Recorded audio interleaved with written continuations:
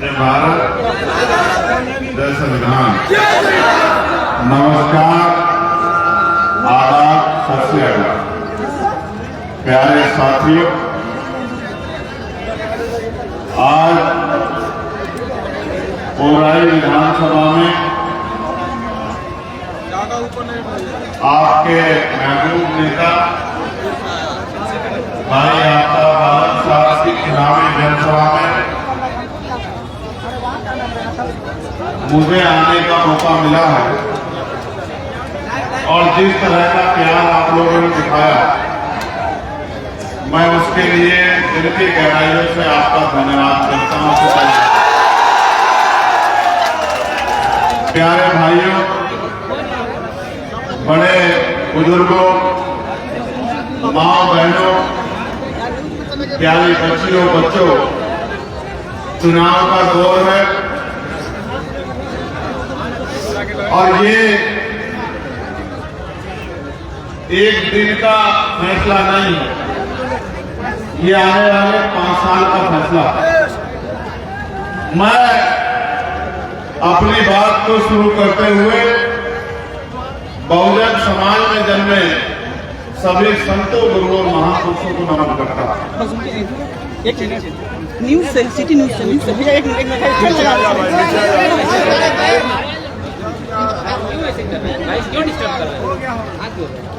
हमारे यहाँ हालांकि ये कहा गया है कि इज्जत, जिल्लत, मौत, जिंदगी सब ऊपर वाले के हाथ में,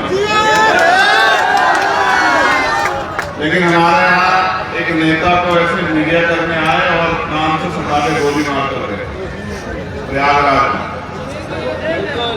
तब से हमारे यहाँ मीडिया के लोगों से भी नेता डरते हैं। लेकिन प्यारे भाइयों, अपनी जिंदगी की परवाह नहीं।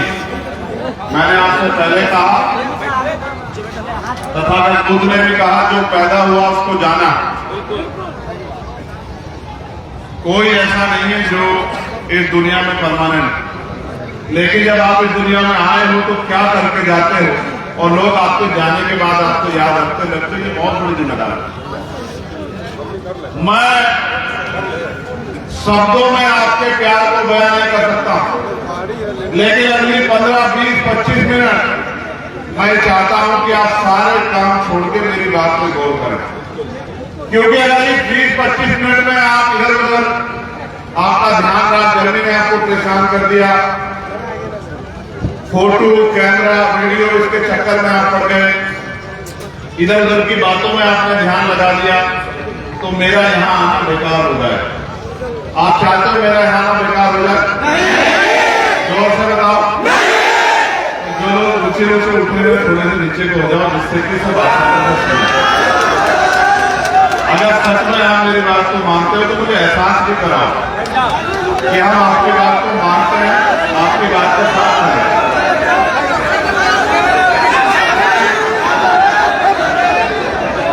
ये प्यार दिखाने का समय है,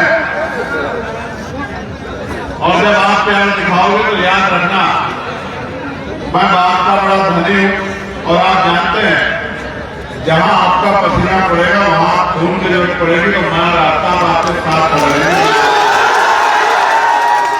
प्यारे साथियों, मैं अपनी भीम आर्मी के नेतृत्व का, भाई कमल जी का, भाई अमर ज्योति जी का, भाई आजाद जी का, गुजर साहब का, हमारे सम्मानित जिलाध्यक्ष जी का, पार्टी संगठन के और नेताओं का धन्यवाद करता हूं। चुनाव है, चुनाव लोकतांत्रिक व्यवस्था में 5 साल में एक बार आता है, और आज बाबा साहब अम्बेडकर के अथक प्रयासों से जो वोट का अधिकार आपको मिला है, उस वोट का प्रयोग करेंगे।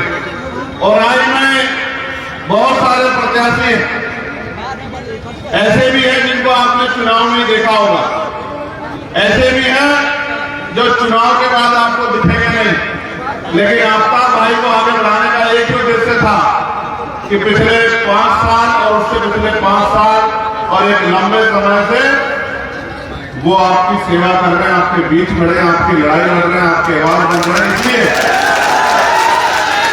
कि जिसको आप वोट दो वो आपके बीच में रहे और समय समय पर आपकी ताकत बनता रहे। प्यारे साथियों, मैं उत्तर प्रदेश से चलकर यहां आया और आप जानते हैं लोकसभा का सदस्य होने के नाते पूरे देश में कहीं भी दलितों पे, पिछड़ों पे, मुसलमानों पे, आदिवासियों पे, महिलाओं पे, किसानों पे, मजदूरों पे, मजलूमों पे, बेबस लाचार लोगों पे अगर कहीं भी कोई भी मुसीबत आती है तो सारे नेता मुंह पे चुप्पी रख ले। चंद्रशेखर ना कभी चुप था ना चुप है।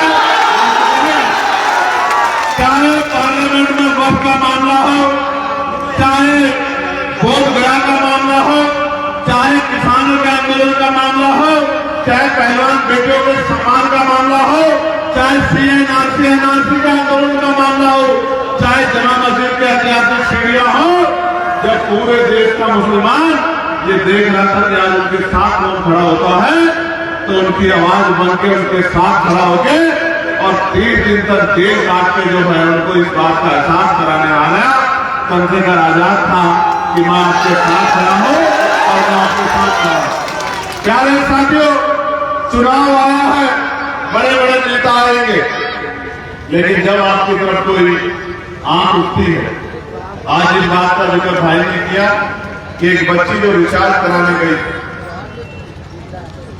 कहते हैं प्रदेश के मुख्यमंत्री कहते हैं सुशासन,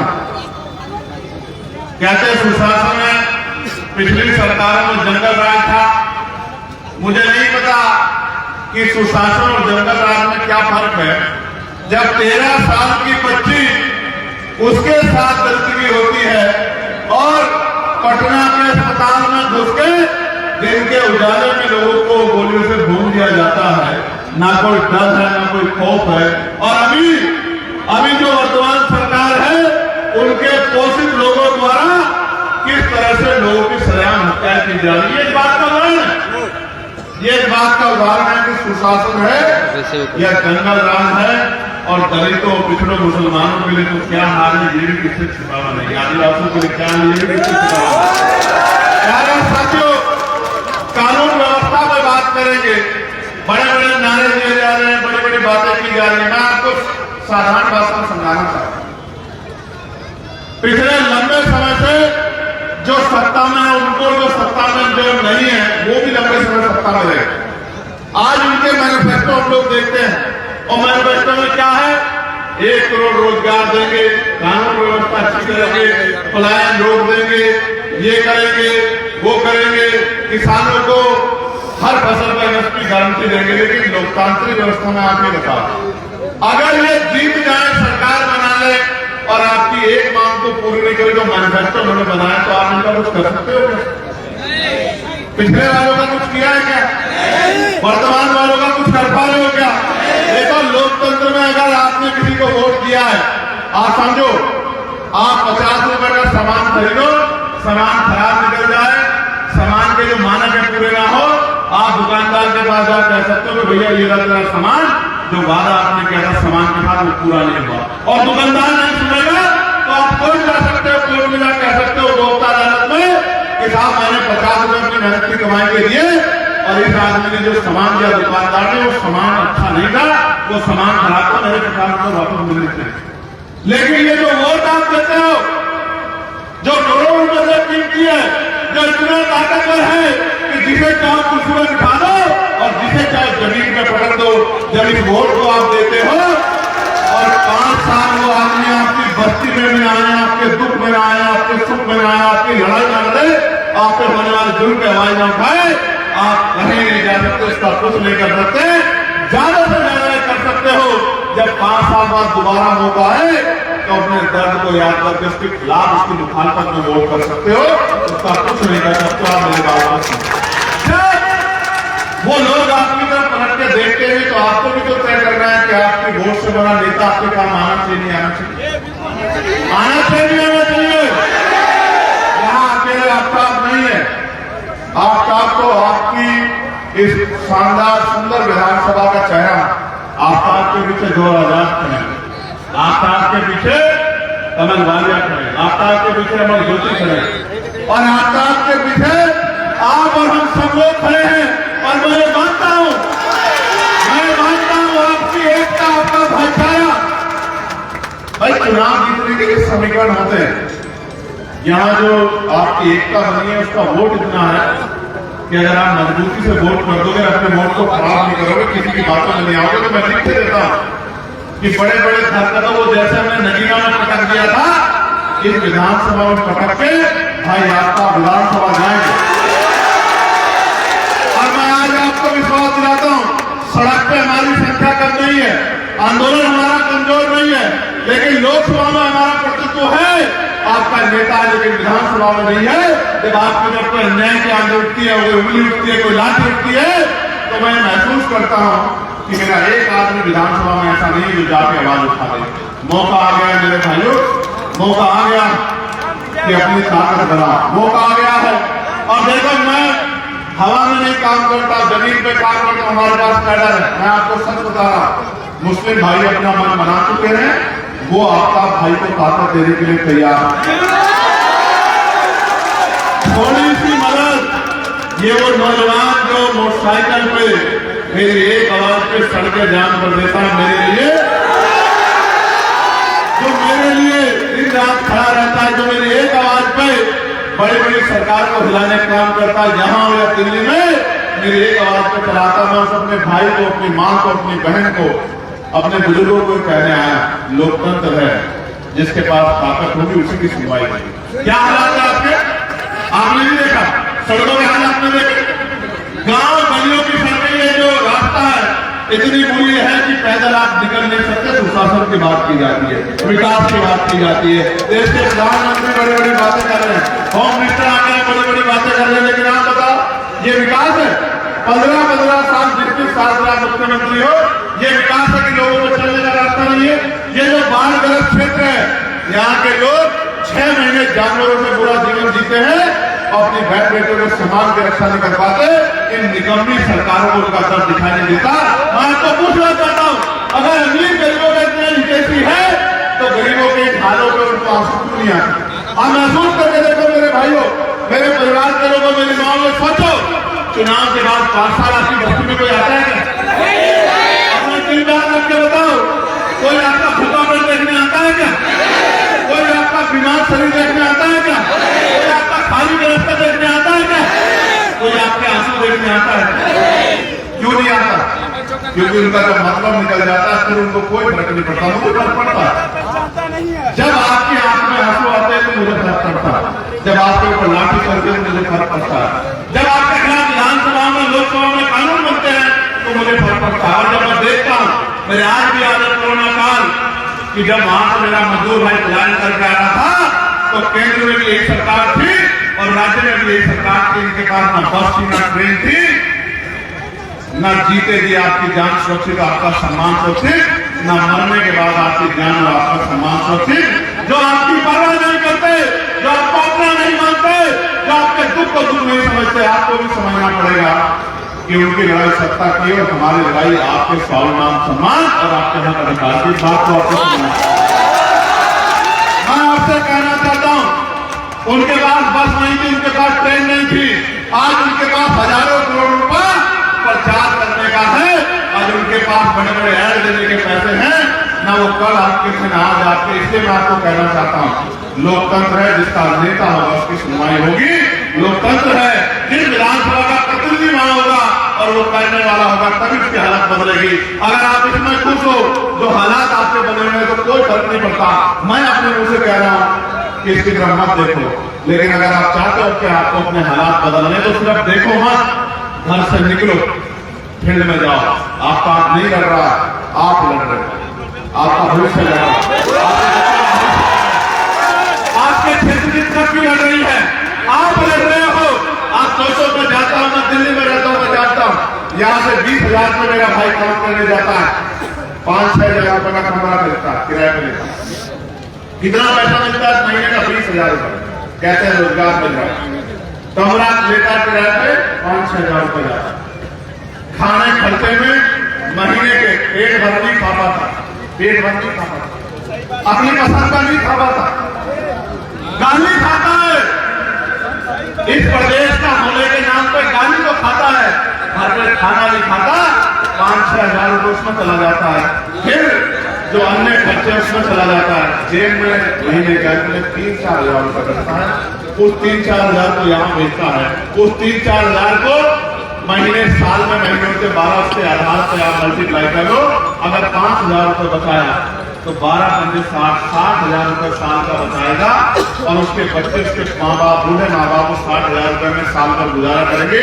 ये दिया है सरकार ने। मैं आपको विश्वास दिलाता हूँ, आज मेरे यहाँ मैं यहाँ और मैं इसलिए बड़ी आसानी से यहाँ हूँ क्योंकि नगीना लोकसभा क्षेत्र में सैकड़ों वर्कर दिन रात लोगों की सेवा कर रहे हैं। मैं इसलिए यहाँ हूँ कि वहां किसी गुंडे की हिम्मत नहीं, किसी मुसलमान की टोपी दाढ़ी के नाम पर गवर्नमेंट करते या वहां हिम्मत नहीं है किसी गरीब की बच्ची को कोई 13 साल की बच्ची के कोई जो है उसका चीरहरण कर दे, किसी की हिम्मत नहीं जो हिम्मत करेगा।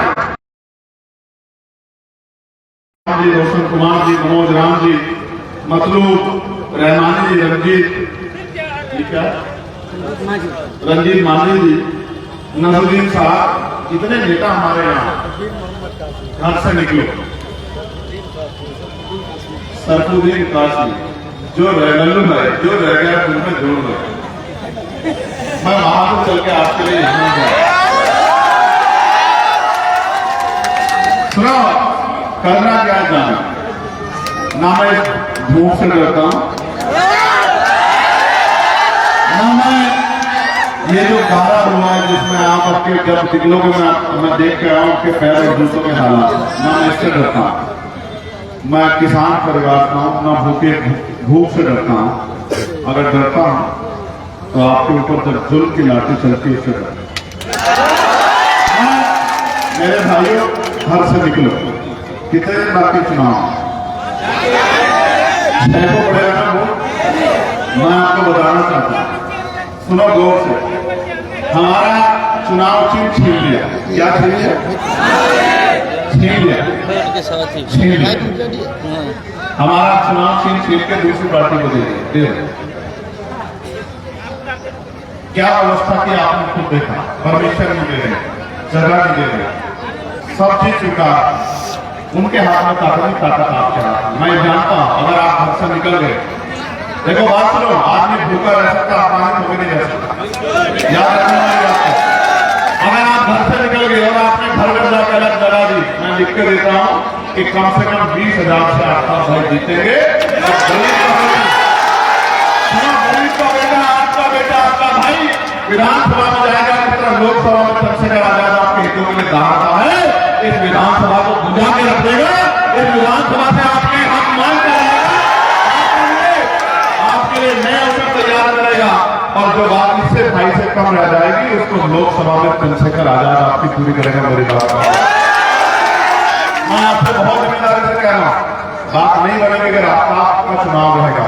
अगर आपका चुनाव बनेगा तब बात निकले। घर से निकलो, रह लो भूखे, इतने दिनों से जुल्म झेलते रहे, 6-6 महीने के हालात में रहते। घर से निकलो, गली में जाओ, गांव में जाओ, लोग को जोड़ो, अपना निशान पहुंचाओ, और जब तक एक वोट बूथ तक ना पहुंच जाए, जब तक आपकी मशीन बंद ना हो जाए और 17 आपके हाथ में ना जाए, 73, तब तक बूथ मत छोड़ना। और अगर आपने अगले 4 दिन मेहनत कर ली, मैं लिख कर देता हूं कि अगले 5 साल आपकी तरफ आंख उठाने से पहले भी 1000 बार सामंतियों को, गुंडों को जब चुनाव मिल जाएगा, कहां जाओगे, किसके पास जाओगे? ताकत नहीं बनाओगे, किसके दरवाजों पे सर रगड़ोगे? मुझसे कहते हो भैया आ जाओ, मैं एक अकेला आदमी कहां जा सकता हूं? आपके पास मौका बना दो, चंद्रशेखर तैयार कर दो, आपके पास मौका है। आप मुझसे कहते हो बताओ, ईमानदार से अपने दिल कहा कि जब उस बच्ची के साथ अन्याय हुआ था तो जब तक मैंने आवाज उठाई, बताओ उसने आवाज उठाई, ईमानदार से आप बताओ। तो कहते हैं कि बेटी घर का सम्मान होती, जब आपकी बेटियों के सम्मान से इनको मतलब नहीं है तो इनका मतलब सिर्फ वोट का है कि बस वोट दे दो और वोट दो। और पिछली बार इन्हीं के जो आज विपक्ष में कहने में सरकार बनानी है, वोट दे दो, वोट दो, इन्हीं के लोग भागे नहीं भागे, बताओ आप मुझे, भागे नहीं भागे, क्या करेंगे, भागे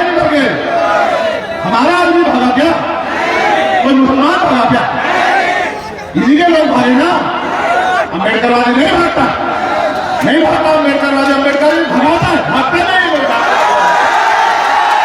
आज इन्होंने मैनिफेस्टो जारी किए और ये कह रहे हैं हम डिप्टी चीफ मिनिस्टर बना देंगे। मैं पूछना चाहता हूँ क्या 20% मुसलमानों को डिप्टी चीफ मिनिस्टर नहीं बन सकता? नहीं बन सकता क्या? दलितों का 20% दलितों का चीफ मिनिस्टर नहीं बन सकता क्या डिप्टी चीफ मिनिस्टर? तो कुर्सी में बैठेंगे वो और झंडा उठाओगे आप, कब तक चलेगा ये बिहार में भाई? झंडा भी आप उठाओगे, कुर्सी में भी आप बैठोगे, जयकार भी आपकी होगी, सुनवाई भी आपकी होगी और तरक्की भी आपकी होगी, जीवन भी आपका बदलेगा। ये दिन तब आएगा जब अगले 4 दिन मेहनत करोगे और अगर 4 दिन पढ़े सोओगे तो फिर ये कहते रहना कि भैया चूक गए चूक गए चूक गए। चूकने से काम नहीं चलेगा, लड़ने से काम चलेगा। मौका आ गया ना, 5 साल में जो जो चुन हुआ याद करो और जब बटन दबाओ, यहां निशान है एयर कंडीशनर का है, जब बटन दबाओ एयर कंडीशनर का 30 नंबर पर तो ये तय करके दबाना कि एयर कंडीशनर का बटन जब दबेगा तो ठंडी हवा गरीबों के हिस्से में भी आएगी और जब चलेगी ठंडी हवा तो दुश्मन विरोधी हो जाएंगे ठंडे और गरीबों के जीवन में आएगा नया उजाला, नई रोशनी। आपने, मैं आपके प्यार को शब्दों में बयान नहीं कर सकता। देखो यार, एक ही जीवन, अगर नहीं कुछ कर पाए तो लोग कैसे याद रखेंगे आपको? मान लो तो हार और ठान लो तो ठीक। हम मान के चलने वाले नहीं तो ठान के चलने वाले। अगर ठान के ना चलते तो एक छोटे से गांव से दिल्ली की बड़ी संसद का सफर तय कर पाते।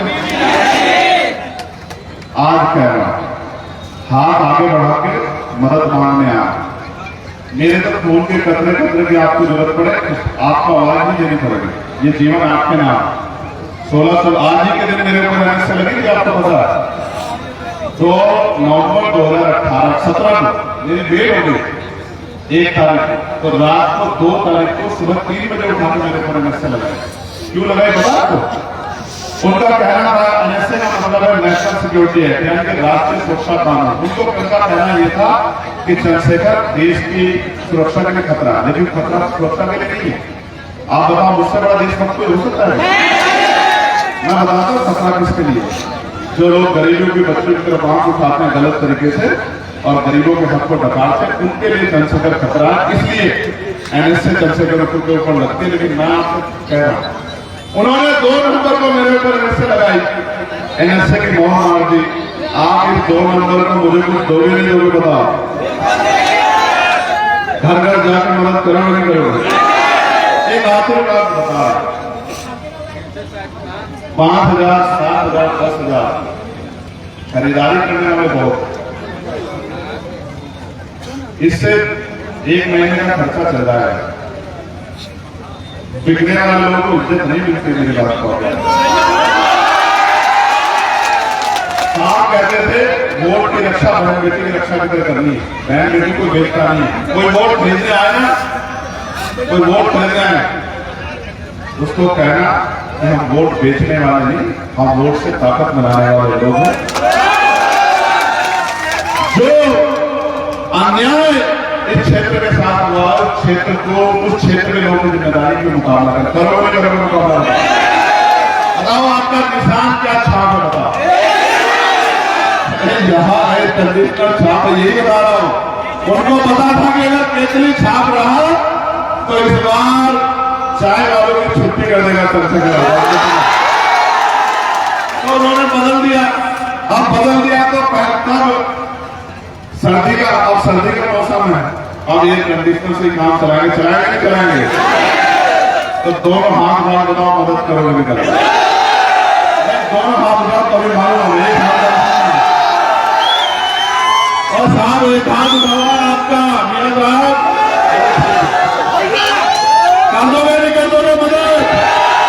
बोल दोगे नहीं बोल दोगे? हल्ला बता दोगे नहीं बता दोगे? अपनी ताकत का एहसास करा दोगे नहीं करा दोगे? कर लोगे नहीं कर लोगे मुकाबला? बड़े बड़े गाड़ी घोड़े वालों से कर लोगे नहीं कर लोगे? पैरों से मुकाबला बताओ? इस बार नैया बार लगा दोगे नहीं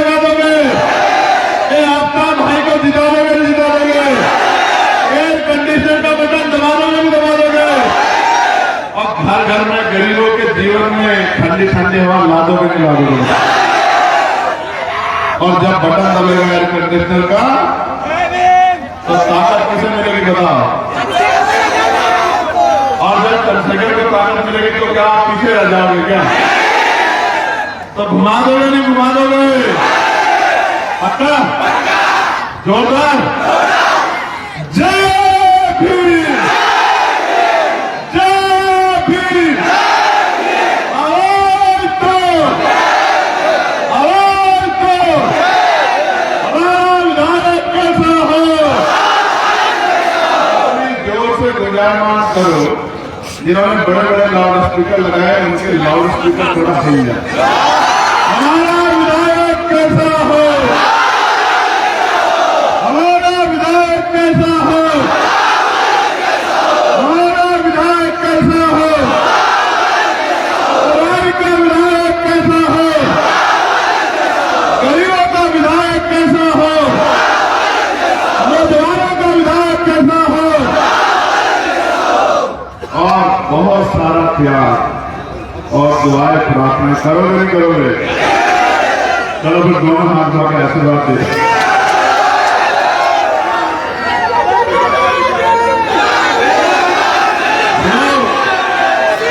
लोग हमसे कहते हैं, लोग हमसे कहते हैं, लोग हमसे कहते हैं, समझो एक परिवार साथी, लोग हमसे कहते हैं कि आप बिहार जा रहे हो। बिहार में तो बड़े बड़े नेता हैं, तो हम कहते हैं कि नेता हैं लेकिन बेटे जरूर, भाई जरूर। आप बस भरोसा कर, कर्ज है आपका हमारे ऊपर बिहार के लोगों, मौका मिले तो कुछ समय गुजारेंगे मेरी बात को। मैं बिहार अभी आया तो सैकड़ों सैकड़ों लोग गांव के बाहर थे, सैकड़ों सैकड़ों। ये बात मैं आपको बता कि अपने इस परिवार को इकट्ठा रखना, अपने इस परिवार को इकट्ठा रखना। ये नीले पट्टे वाले जिधर की तरफ से खड़े हो जाते हैं, पूरा माहौल बदल कर रखना। आप बस संभाल के रखना। जिन लोगों को पिछलग्गू बनने की आदत लंबे समय से डाली गई है, उस परिवार को संभाल कर रखना। जो वोट देगा और पिछली पंक्ति में खड़ा होगा और जिसको मंच पे इधर आ जाओ, उनको भेजना। अगर ऐसा कोई दिखाई दे रहा है तो धक्का मार के पीछे कर देते हैं, कर देते नहीं कर देते बताओ? तो कहते हैं ना, जानवर भी वहां नहीं जाता जहां इज्जत नहीं होती। आप तो इंसान हो, इंसान हो, समझदार बन जाओ। जो आपकी इज्जत नहीं करता वो आपके लिए खड़ा हो सकता है? समझदार क्या है इंसान? क्या है इंसान?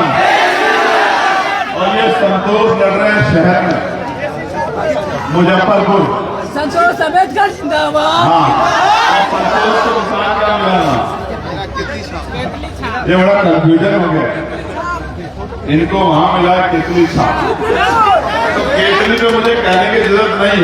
जहां जहां केतली के साथ आपको मेरा फोटो दिख जाए तो आप मान लेना कि चंद्रशेखर आजाद लड़ रहे। वहां केतली का बटन दबाना जब फोटो बैनर पे हमारा मिल जाए, और जहां केतली के अलावा मिल जाए तो वहां जो भी निशान हो उसी को आप समझो। आप मेरी बात, ये निशान तो छीन सकते हैं, आपसे हमारा प्यार भी छीन सकते हैं। आपके दिलों में जो मोहब्बत हमने कमाई है संघर्ष करके, कुछ छीन सकते हैं क्या? तो ठीक, और रखना इन सबका ध्यान और रखना इनके ऊपर आशीर्वाद। करोगे नहीं करोगे मेहनत बताओ। और जो विधानसभा जिता के भेजे वहां के 2 दिन उनका धन्यवाद करें हम लोग।